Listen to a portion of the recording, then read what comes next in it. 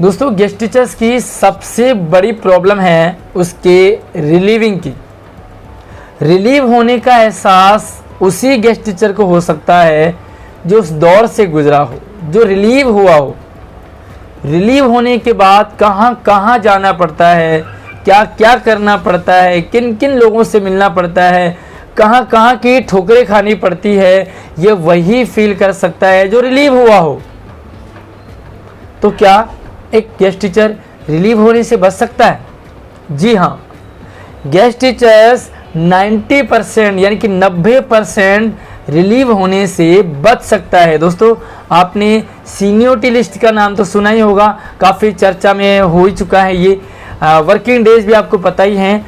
तो सीनियोरिटी जो seniority list है उसमें हर किसी गेस्ट टीचर्स की पूरी जन्म पत्री है, यानी कि उस गेस्ट टीचर के किस गेस्ट टीचर्स के कितने डेज हैं, उसके आगे कितने लोग हैं, उसके पीछे कितने लोग हैं, उसने किस किस स्कूल में काम किया है, कितने कितने डेज उसके किस स्कूल के बने हैं। यानी कि आप अपना डिस्ट्रिक्ट वाइज चेक कर सकते हैं, आपके आगे और पीछे कितने हैं।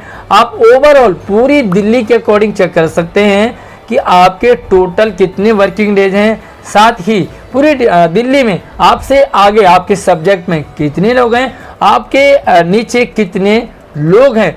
तो जब सारी चीज़ें आप पब्लिकली चेक कर सकते हैं, आराम से आपको सारा डाटा मिल जाता है। तो जब सारी चीज़ें पब्लिकली है तो बताइए गेस्ट टीचर्स के साथ रिलीव होने की तो प्रॉब्लम ही नहीं आनी चाहिए।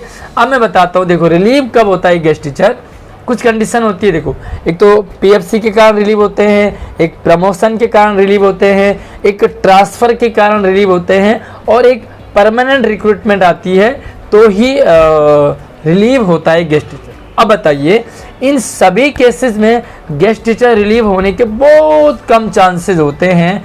देखिए सीनियोरिटी लिस्ट डिपार्टमेंट के पास भी है और गेस्ट टीचर्स के पास भी है। माना आपके स्कूल में कोई चाहे परमानेंट आया, प्रमोशन से आया, पीएफसी से सीट कम हुई है, जो भी कुछ रीजन रहा हो, मान लीजिए आपके स्कूल में कोई आया, अब आपके ही पोजीशन पे आपके ही पोस्ट पे आया, तो अब क्या होगा, स्कूल वाइज देखा जाता है कि सबसे कम दिन किसके हैं, उसको रिलीव कर दिया जाता है। जबकि उस स्कूल में जिसके सबसे कम दिन थे ना, उससे भी कम दिन बहुत सारे लोगों के थे उसी डिस्ट्रिक्ट में, सेम डिस्ट्रिक्ट में बहुत सारे लोगों के उससे कम दिन थे। तो क्या उस स्कूल से उस गेस्ट टीचर्स को रिलीव होना चाहिए था? बिल्कुल नहीं।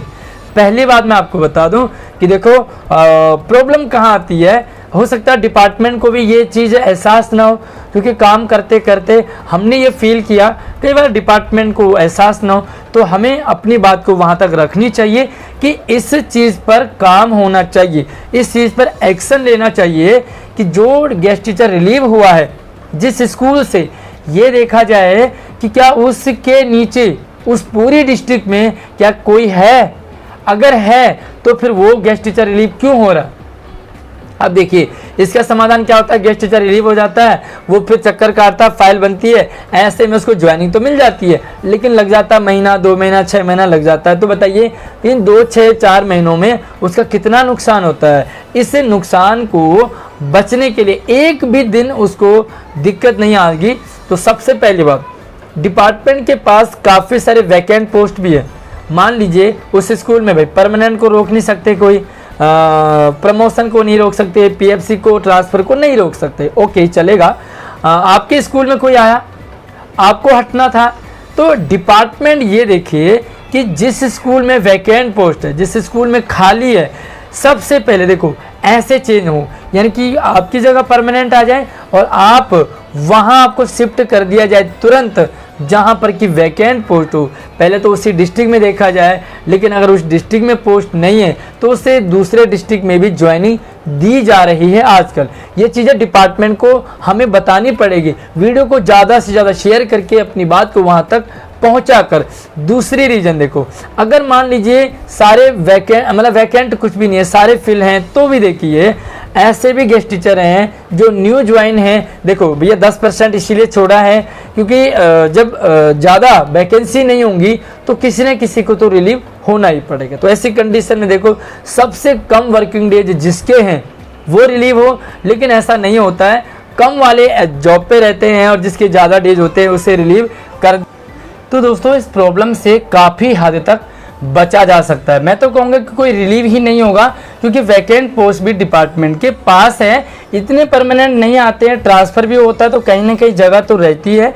तो रिलीव कोई भी ना हो, बस सिस्टम से अगर काम हो तो इस वीडियो को ज़्यादा से ज़्यादा शेयर कीजिए। डिपार्टमेंट तक पहुँचे बाद तो डिपार्टमेंट इस बात को संज्ञान में लेगा और किसी भी गेस्ट टीचर्स को प्रॉब्लम नहीं आएगी। दोस्तों आप में से कितने लोगों के साथ ऐसी प्रॉब्लम आई, ऐसा फेस आपको करना पड़ा कि आपसे कम वर्किंग डेज वाला जॉब पे है और आपके ज़्यादा डेज होने के बावजूद भी आपको रिलीव होना पड़ा?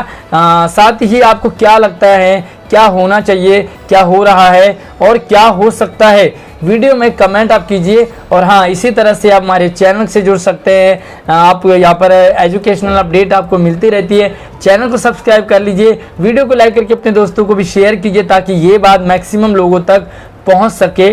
जय हिंद।